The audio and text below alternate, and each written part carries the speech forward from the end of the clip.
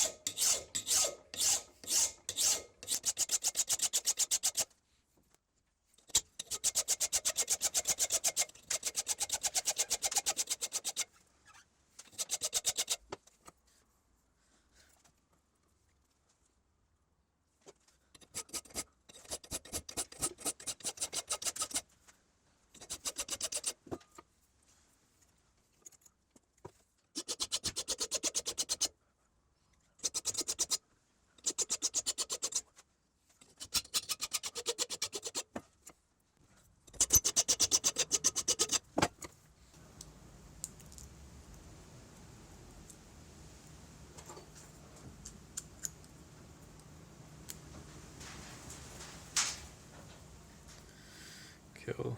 So I already know that I need to do a bit of modification with that washer that's there. Yeah, might need to grind that down a little bit, and also even if I take that out of the picture, a little wee angle on there, not sure if you can see that clearly, but I also need to grind a bit more of an angle there so it actually locks into place there.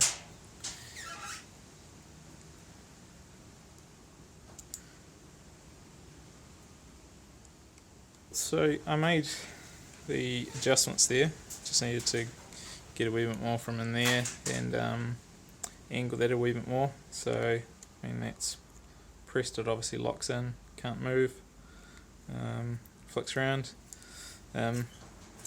and also there's that tiny wee little indent there. That's what actually keeps it closed, so obviously it doesn't flick out in your pocket or whatever. And so what I'm doing I've just sort of moved it backwards and forwards a few times, and where it actually stops, not sure if you can see that, but it actually leaves a little mark there. So I'm just going to actually center punch that, and then hopefully that'll stick in place there. So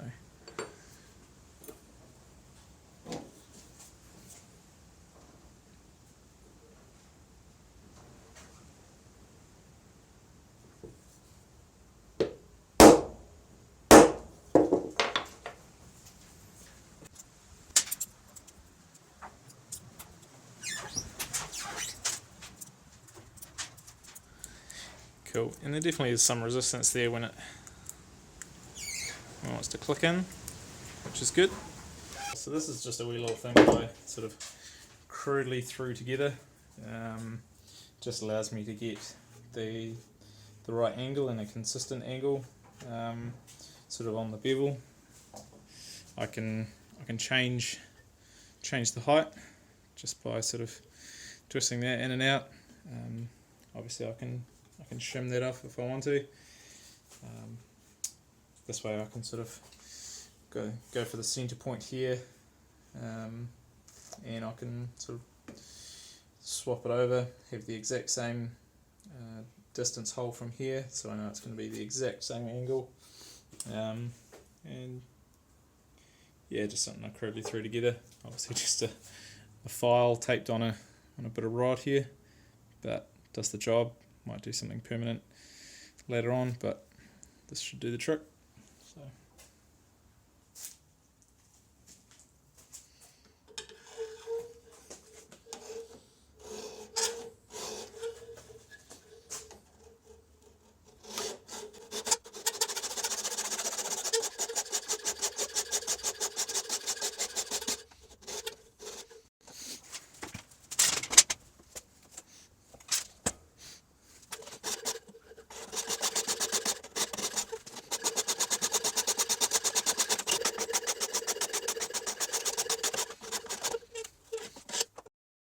So next thing I want to be doing is heat treating the knife.